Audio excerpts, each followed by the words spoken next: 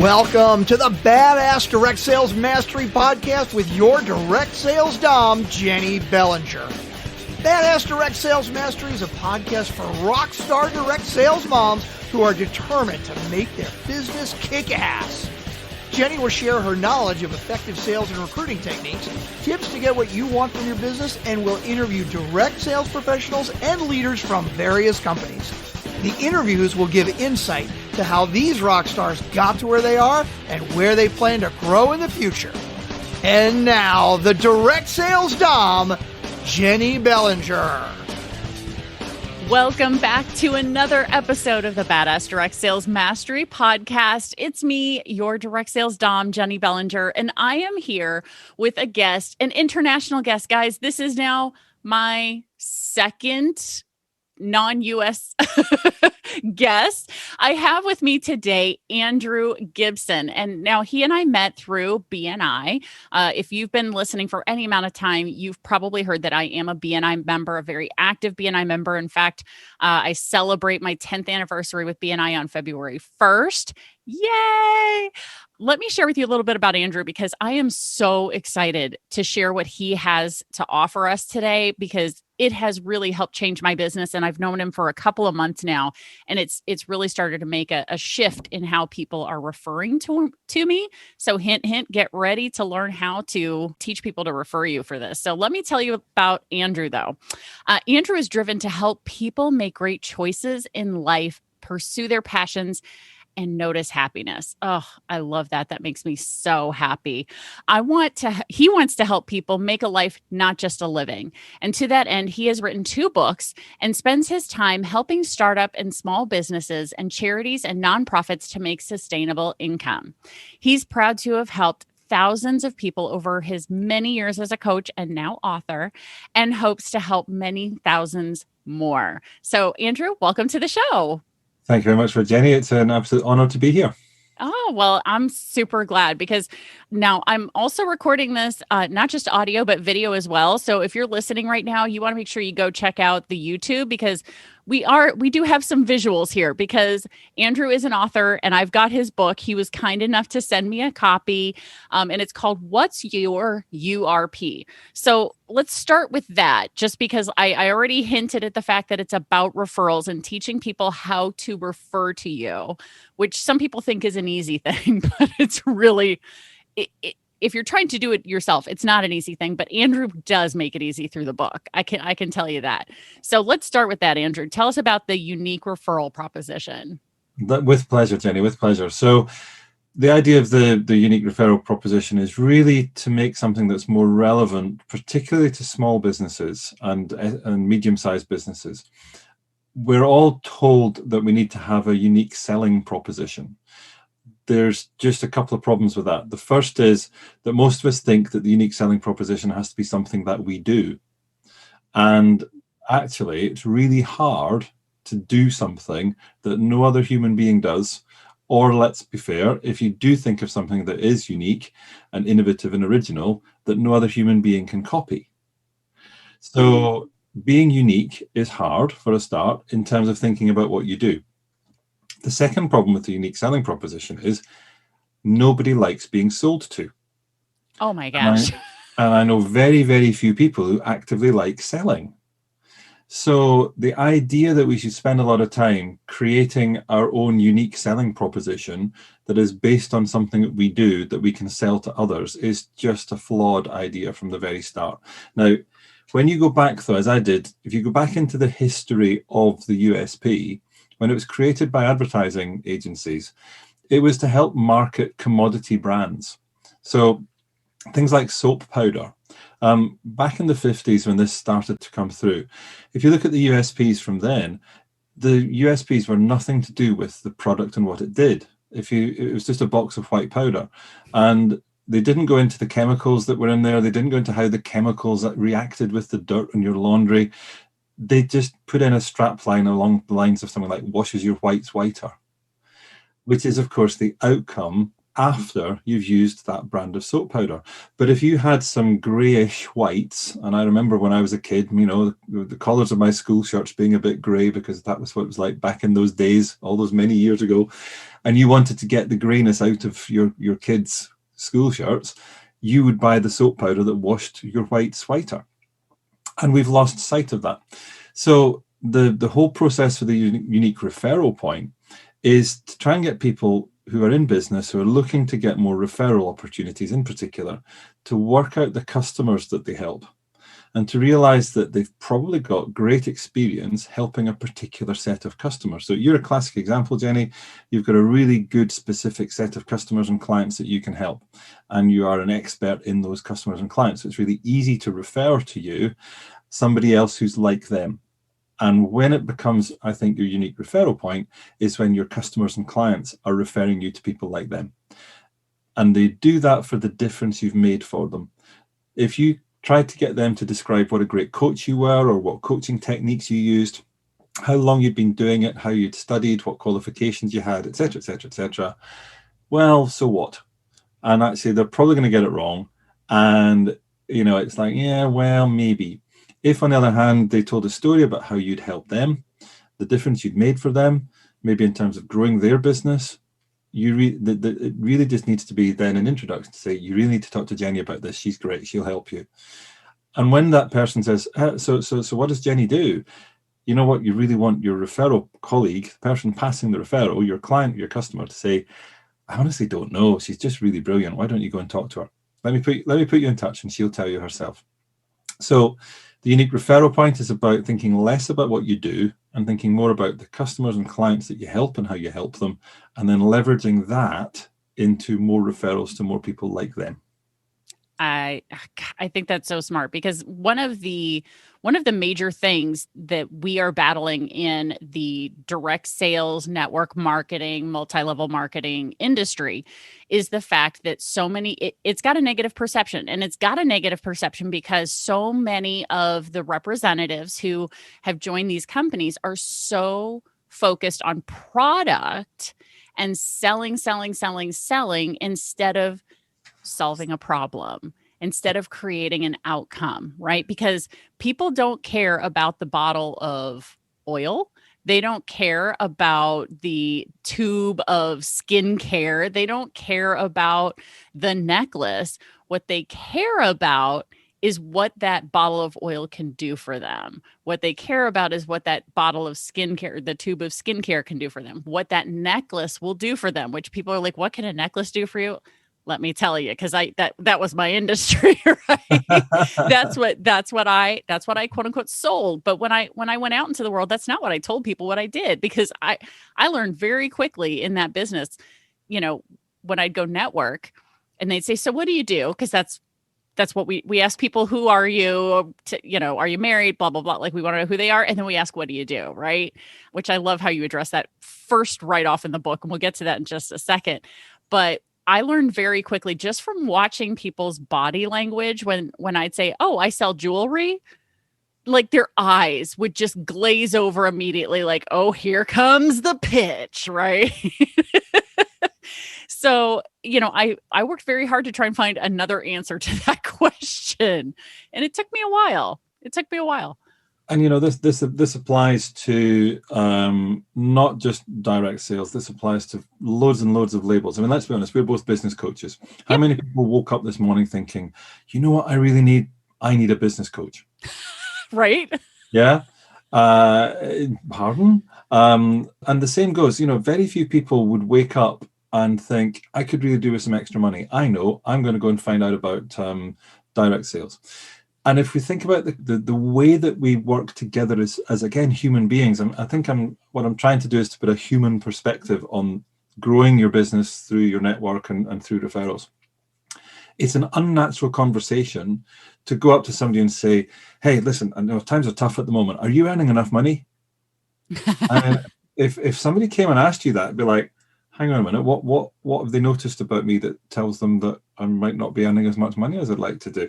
And it's a very probing and very invasive question. Mm-hmm. And it's not a natural question. This is something I'm working on now about how we can create referrals from natural conversations. And I think this is a way of doing it. You know, the kind of conversations you have with your friends are more likely to be, say, so how's things going? How are you? And if in that conversation there is an answer which is, you know, well, I'm fine, thanks. Fine. How's the kids? The kids are fine. The kids are fine. But, you know, little Timmy's eczema is causing him a few problems at the moment, but, you know, we're getting it sorted. Oh, tell me more about little Timmy's eczema. And if you happen to have some products that can help with the eczema, it's much more natural to say, you know what, I've got some cream that might help with that. Or to introduce to a friend who happens to have some cream that might help with that and say, you know what, I was talking to Bob, and Bob was telling me he'd help somebody just like Timmy, and the eczema cleared up within a few days. Would you like me to introduce you to Bob? And it becomes a natural conversation. And, you know, again, if your friend says, actually, no, it's okay, we've got some cream, it seems to be working, it's no problem. You've not had an embarrassing conversation. You've tried to offer help, but the help's not needed. No problem. Move on and talk about something else, like friends do. And that, for me, is where you get referral opportunities from natural conversations about people's needs, and also about the differences that you can make with your products or with the products that you know your friend can offer.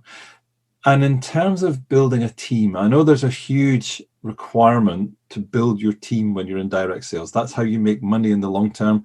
That's how you get residual income. And a lot of the training, a lot of the support is around building your team. For me, I'd rather have a team of evangelists who had tried the product, benefited from the product, loved the product, who were already telling their friends about the product, and then go to them and say, you know, you've been telling a lot of people, I've been getting a lot of people coming to me for this stuff, and you're telling them about it. They all tell me you're telling them about it. Should we have a chat about the business opportunity? Would you be interested? They're already demonstrating all of the characteristics you need for them to be in your team. Mm-hmm. Now talk to them about it. If they don't demonstrate those characteristics and you try and persuade them to be part of your team, well, I'm sure lots of people listening to this podcast have kids. When was the last time you persuaded your child to do anything? So saying no to being told what to do or being persuaded what to do is hardwired within us. And it doesn't change when we're a grown-up. If somebody tries to tell you what to do, nearly we always say, even if it looks great, we'll always kind of go, well, what's the catch? Yeah. So, you know, that approach is hard yards, getting people to use the product, benefit from the product, then it becomes easier. Absolutely. One of the points you bring up reminds me of a comment that my mentor used to say all the time, which is, don't try and convince anybody to do anything, because what are the first three letters of convince? Indeed. Right? Indeed. They feel conned, right? Yep. So, you know, if you're trying to convince your kids to do something, if you're trying to convince a spouse to do something, if you're trying to convince someone to do the business with you, you've already lost. You've already lost it. You know, you want to get to the point where you're running such an amazing business. You're solving so many problems. And again, you've noticed this about somebody to say, you know, hey, you've already sent me 5 customers. And I just want to let you know what I made X amount of money from that. And I am so grateful. But if you're going to continue sending people to me, I'd rather we both get paid. How can we make that happen? Right? That's a totally different conversation, because it's not about you. It's about them and the benefits that they would receive from it. Right. Most important as well, remember, when somebody does make that introduction, the person making the introduction, their reputation goes with the introduction. And this is really important for direct sales people. If your reputation is that you lead with the business, if you're trying to persuade and convince and sell the business opportunity, how many people are going to be confident enough to refer their best friend to you if they know they're going to be sold to? So you might get some where a friend has had a conversation about, actually, I'm really struggling, I could do with some more income. Okay, let me introduce you. And I'm going to introduce you with the context of the business. But much more likely, you're going to get people saying, nah, I'm not going to introduce to Andrew because all he ever does is talk about the business. He does. I'm not comfortable sending my friend for that conversation. Right. So you actually will get, not only will you get less referrals, but you'll actually get a reputation as being somebody who's hard to refer to. And if you're hard to refer to, you'll get less referrals for the product. Because it's like, oh, there'll be that little nagging doubt. Well, yeah, I would refer to Andrew, but I'm slightly worried. And actually, the referral might come with a caveat, which is, right, you need to talk to Andrew. He's got the product that you need to solve this problem or make this difference for you. But by the way, he'll probably try and tell you about the business. So when he does, just tell him you're not interested. Yep. And they'll over refer you. They'll refer you for over specific reason and shut down the opportunity. And then it's really, really hard. So one of the things I'm really keen on, and I know we've spoken about this before, is the development of a relationship. Just as when we're young, free and single and we're developing relationships, we always have to go in small steps, and both parties have to go at roughly the same pace, and then the relationship's got a good chance of developing. Well, it's just the same in business. If you've got a new customer, let them discover the product, let them go at their own pace, let them create their own impression, their own stories of the difference that product makes for them, and let them develop at the same pace as you until the point where they're ready to talk about the business. Yeah, it makes perfect sense. I mean, I had a very similar experience in my own business when I was doing my jewelry business 5 to 10 years ago. And in that was, I would develop these relationships, and then all of a sudden people were coming to me saying, I see you're being really successful with this. What does it look like to work with you? What does it look like to have a business with this? I had people approaching me. I did not have to have the conversation and try and convince people to do the business with me, because I was just building relationships and solving problems. And, it came naturally after I joined BNI, because that's what they taught me to do. And I'm so grateful for that, because so many people, I know a lot of direct sales people go and check out a BNI chapter and they think it's really expensive. And once you think about it, it's not. I mean, I cannot imagine having done my business without BNI. I can guarantee you I would not have made it past my first year without BNI. I would not have done it, because it just gave me so much education about business and relationship building. And, so guys, I did not intend for this to necessarily be a BNI sales pitch, but it's really just a testimonial more than anything, right? It's just saying, this is what it's done for me and what it did for my jewelry business that was super beneficial. And over time, I got better about teaching people how to refer me, which is, getting back to the book, how to teach people how to refer you, that unique referral proposition, to be able to let people know that this is what you do. So focusing on the problem that you solve and building relationships. So, man, gosh, what else can we talk about, Andrew? I think it is really, it is just that. It is simple. And I'm a big fan of trying to help people make life simple. As you know, there's the title of the second book. The referral opportunity for me, and I'm absolutely convinced about this, to the point where now I don't actually tell people what I do. Okay? If somebody asks me what I do, I tell them how I help. And I tell them who I help and how I help them. So I'll say something like, I help small businesses find sustainable income levels. And I'm hoping that if they're interested, if they're curious, they will engage with me and they will say, oh, that's interesting. How do you do that? One of my most successful ones with that is I work with a lot of charities over here. As you said in the introduction, very, very happy to work with a lot of charities around sustainable income levels for charities. And when I say I help charities with sustainable income, everybody says, wow, that's interesting. How do you do that? But guess what? While I'm answering that question, they are thinking of charities they can introduce me to. So I have engaged with them because they've shown interest. That's an engagement strategy. Yeah. Engagement is about getting others to engage with you. It's not about you engaging with others. Yes. Okay. It's about getting others to engage with you. Like you say, people coming to you to say, tell me more about this. That is an engagement strategy. You can engage with others. That's a marketing strategy. That's your outbound activity. And if it gets people to engage with you, that's fine. So getting people to engage and find out more is the start of that relationship development. And if they're curious, the number of people I say, oh, I help charities with sustainable income, and remarkably, they are, oh, I'm a trustee of a charity. Maybe you could help us.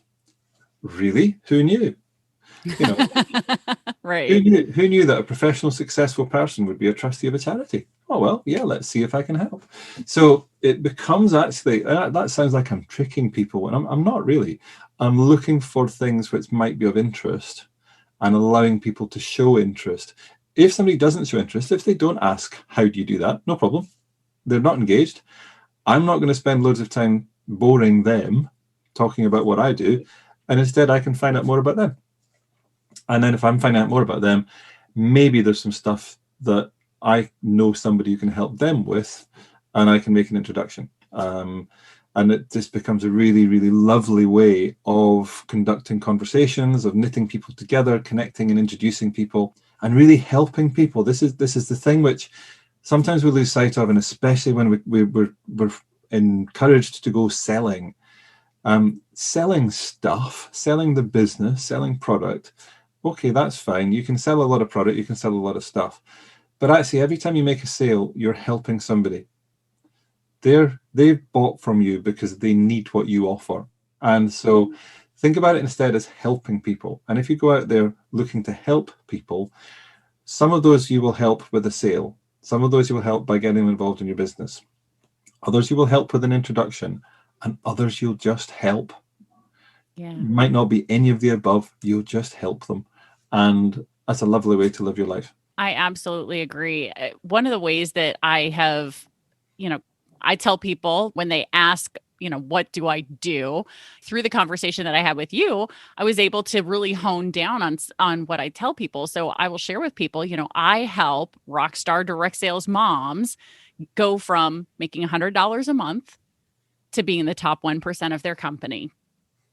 That's what I do, right? And that's been phenomenal. But to piggyback on what you were saying about helping people, I have a 100% sales conversion rate. Here's the thing. I don't always sell for me. Yeah. Right? It's because right now, whatever conversation I'm having with somebody is, the problem I solve may not be their top of mind problem. Right? So I'm working through to say, hey, how can I help you? What's your biggest problem right now? And they'll share that with me. And I'm able to then say, well, I know someone who solves that problem. Would you like an introduction? I know the vice president of this company. I know the owner of this company. I know the sales manager at this company who can help you with that, and I'm selling 100% of the time. It's just not always for me. And it never feels like a sale to any of them. It's not really a sale because you're introducing, and right. And you've identified a need, you've spotted, you've worked that out in the conversation. Somebody who can meet that need, so you make an introduction. Now, if you make that introduction in good faith, because they're the best possible person that you think can meet that need, and you think that the two parties will get along together, then great. And you're just helping people. If you make an introduction, this is one of the things where I find sometimes people say, oh, well, I've got a deal on offer that if you introduce me, I'll pay you some money. I never, ever go for them, never sign them, because if I introduce somebody, it's got to be for the right reasons. They've got to be the best person for the job that I think my friend needs. If the introduction doesn't work out, not a problem. I referred in good faith. Mm-hmm. If the introduction doesn't work out and my friend discovers that I was paid for that introduction, they'll never take an introduction from me again. Right. So going around looking to help people, it's not really, you're kind of selling, but you're not really. If you were selling, you'd be describing what they were going to do. You would be going into a lot of detail. And a lot of us do this. A lot of us go into far too much detail. Oh, yeah. We go in and we say, oh, yeah, well, she's great. She'll do this, she'll do this, she'll do this, she'll do this. And then when you get the introduction, you're going to the person I've introduced you to, and you're going, Andrew said I would do what? Oh, hang on a minute. We've got a problem now. Actually, that's not quite how I work. And then all of a sudden, they're backing off, and you're having to persuade, and it's going the wrong way. So I'm really convinced that the very best way of generating referrals is to talk solely about the difference that you make, is to share stories about having made the difference for someone else. Yes. And when they say, well, what does she do?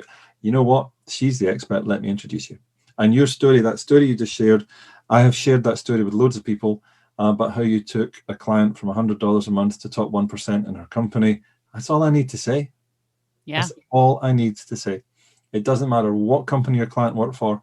It doesn't honestly matter any of the details of how you did it. That is good enough as an engagement strategy for me to get somebody to engage with you. And then you do the rest. Yeah, absolutely. I would certainly hope so. And it does make it easy for people to remember when, instead of saying, oh, she's got all these oils, potions, lotions, whatever that do all these 100 things. It's a very easy thing to be able to remember one result, because people remember stories better than they remember facts. So, I see this happen more often than I wish I, I see this happen a lot, unfortunately, which is people want to go into all the things that all the things that their products can solve. And it's like, I'm not going to remember all that. Share with me one story. One of the examples I use is with plumbers and heating engineers. Okay, I have lost count to the number of plumbers' vans that I have seen, plumbers' trucks that I have seen, where down the side of the truck is a long list of their services. And I use this when I deliver a training course around the book. I use this. If you're calling a plumber, what do you need? Do you need your radiators flushing or your radiators balancing? Because I've seen that on the side of a van. Radiators flushed, radiators balanced. I haven't a clue. When will I ring the plumber to come and fix my heating? Well, when the house is cold and the heating's not working. And this is the thing in terms of creating opportunity. If you went into a friend's house or you went into a building and it was cold and you were expecting it to be warm, it's a very natural conversation to say, hey, it's a bit cold in here. And the owner of the building might say, yeah, it is. We're on it, and it's being sorted. Or they might say, oh yeah, it's just gone on the blink this morning, and we just can't get somebody to help us out. Oh, no problem. I do know somebody who might be able to help you. Would you like a chat with them? And it's the noticing of the fact that the property is cold that leads to the referral. And I have no idea whether it's going to be radiators flushing, radiator balancing, thermostat calibration, boiler service, or who knows. That's up to the plumber. That's the plumber's expertise. So when it comes to direct selling, you're absolutely right. Think about how long you've spent being trained by your company on the product range, on the provenance of the product, on the different ways that the products help. Especially, I know a lot of direct sales companies are in health and nutrition, and there's huge amounts of technical information around how the products interact with the body and indeed the mind to help the clients achieve their goals. That's incredibly complicated, very scientific, very technical.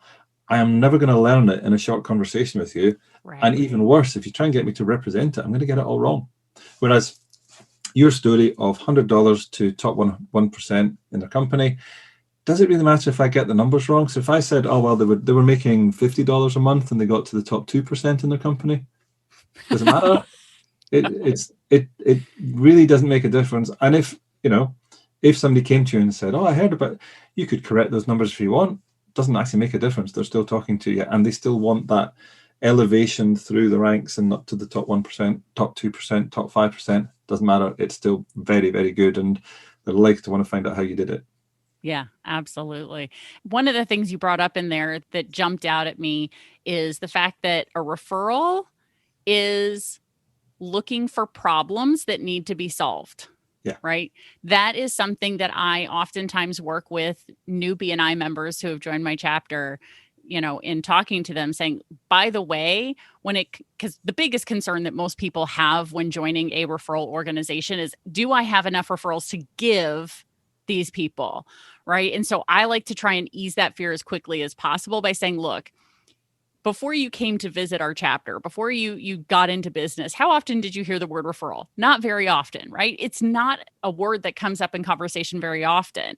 So, but what do people talk about a lot? Well, they talk about their problems. People are often willing to complain, willing to complain about what's going on. Or if you ask them about what their top problems are, they'll share them with you, you know? And so we are not in the business of handing out referrals. What we're in the business of is solving problems. So look for problems that need to be solved, ask for permission to help solve that problem. You know, that sounds like a really big problem. That the fact that your building is not warm enough, that sounds like a problem. Is that something that you would like solved? Yeah. Right? Well, most people are going to say yes, or, oh, we're already in the process of it, right?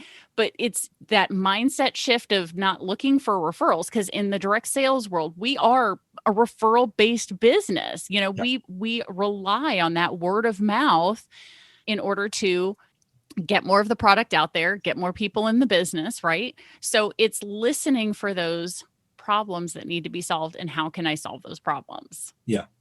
And that also then comes down to, I think, where the more specific you can be, the better. And this, again, with the whole idea of the unique referral point, is that you should have a small number of areas of customers that you're helping.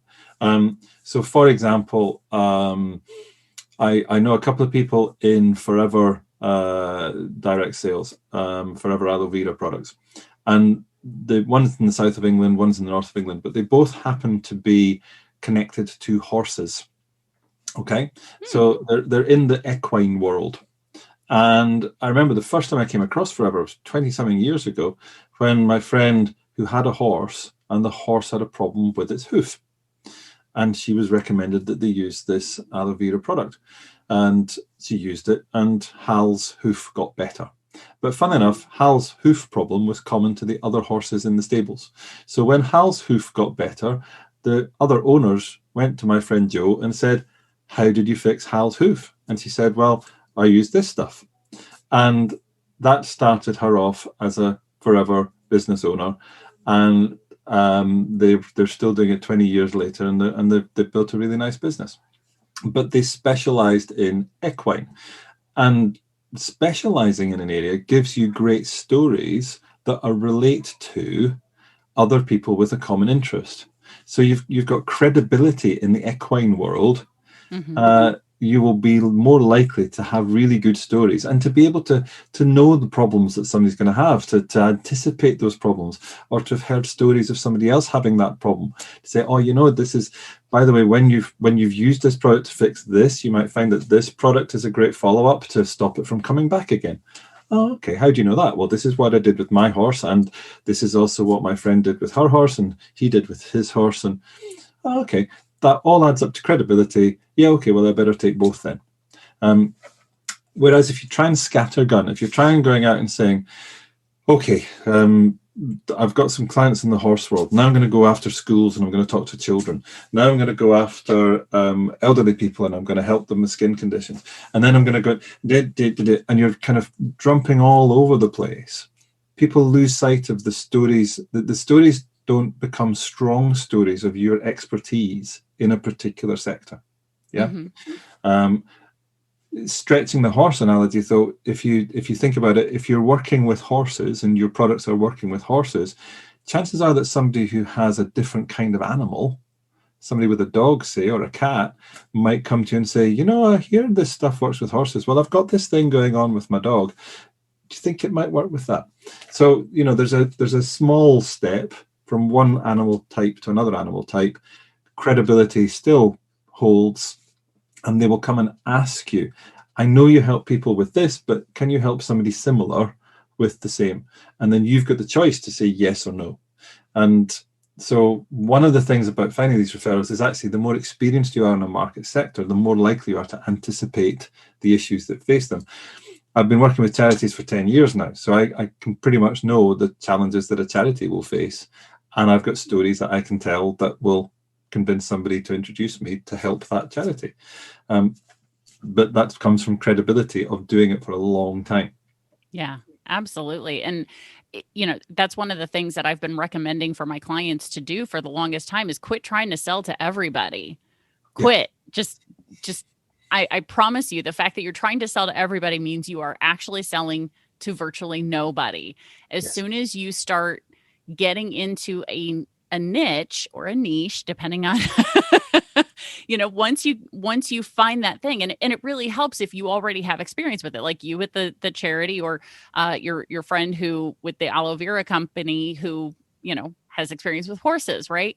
So a great example of this would be a client of mine who I know that she's got a child with autism. And so her products have helped that child have some additional coping mechanisms when he feels like he's beginning to spin out of control. He'll come and ask mom, hey, I'm having issues. Can I please have that oil? Like he knows that helps calm him down. Whether or not it actually physiologically works doesn't matter. The result is the child is asking for a tool that helps him know that he calms down, right? Yeah. So, I've been working with her to say, let's focus on families who are dealing with autistic children, right? To give them this tool for that, or, going through and being very specific about that. And when you focus like that, you can focus on families that have autistic children, but then you can also think, okay, who else is supporting families with autistic children? Who else would benefit from this? So presuming that the child is going to school, what difference does this product make for the child's behavior at school? And is that helping the school? And so on it goes. One of my favorite analogies is gold mining. The people who find the most gold are the ones who dig in the same place for the longest. You find nuggets on the surface, but if you abandon tools as soon as somebody finds some nuggets somewhere else and go chasing after them, well, guess what? All the nuggets have gone by the time you get there. Whereas if you found nuggets on the surface, that's a good sign that there's gold under the hill, underground. Just keep digging. And the better you get at digging and the better you get at extracting the gold, the more gold you will find. Man, I love that. And that feels like the perfect close for this conversation, because as much as I want to keep talking to you. So I think, Andrew, we might have to have you come back to talk about Making Life Simple, which is your second book, in order to let people know. Because one of the things that, as a business coach that we both deal with is, helping people identify the life that they want to live, and then creating the business around that supports that life, and or vice versa, right? Like taking a look at how can your business support your life? How can your life support your business? And when those two things are working in tandem, it feels more balanced. It feels simple. Like you're not having to jump back and forth. So we got to go have a conversation about your book. So I'm going to have you back. This is a no-brainer. Well, to tease people to watch out for that podcast, the approach in Make Life Simple is work out what you want and then what difference it will make for you when you get it, and then you can make some progress towards those differences. If you work out what you don't want, and let's be honest, most of us at the moment, for example, are avoiding catching COVID, okay? Yep. If you take the approach that says, I'm going to not catch COVID, you stay indoors, you lock the doors, you lock the windows, you don't do any exercise, you probably comfort eat, comfort drink, and you end up making yourself unhealthy. If on the other hand you think, okay, I don't want to catch COVID, what do I want instead? Well, I want to be healthy. You won't be doing all those things I just described. Instead, you'll be concentrating on the things that keep you healthy, which probably include lots of fresh air, lots of exercise, eating and drinking sensibly, and looking after yourself. You're just as likely to avoid catching COVID, but let's be honest, you're going to have a much happier time. You're going to be much happier in yourself. And God forbid you did catch COVID, your body's going to, and your mind is going to be in a better place to fight it off than if you've been locking yourself away and making yourself miserable. So work out what you want, describe what you'll notice when you get it, and then take steps from there. And that's what's in book 2. And I look forward to exploring that in more detail next time. Absolutely. Andrew, thank you so much for taking time out of your busy schedule and meeting with me for this today. It has been my pleasure to get to know you over the past couple of months. And I'm really looking forward to continuing this collaboration because I mean, just this information right there isn't, guys, if you haven't already decided to go get his book, go get his book. We're going to put a link in the show notes. As you all know, grab your phone, as long as you're not driving, grab your phone, click on the episode, scroll up, you'll see the link to go get Andrew's book, What's Your U.R.P? And then we'll also have a link to Make Life Simple. So that way, when we do the next episode, hopefully you've already read it, and now you're going to get to hear more about it in Andrew's words. And hey, if you guys have questions, send them to me. I'll ask him. That would be great. So Andrew, Wonderful. Thank you again. My real pleasure. It's lovely to see you, and thank you for having me on the podcast today. Absolutely. And you guys know how this goes. Stay tuned, because there's another badass episode on its way. Thanks for listening to the Badass Direct Sales Mastery Podcast with your direct sales dom, Jennie Bellinger. Why are you waiting to go to badassdirectsalesmastery.com? Don't make the dom get her whip. If you enjoyed this episode, make sure to share it with another rock star that you know in direct sales after you subscribe to the podcast so you won't miss any future episodes. You can also check out the show notes for links and any contact information mentioned in today's episode. We'll see you next time.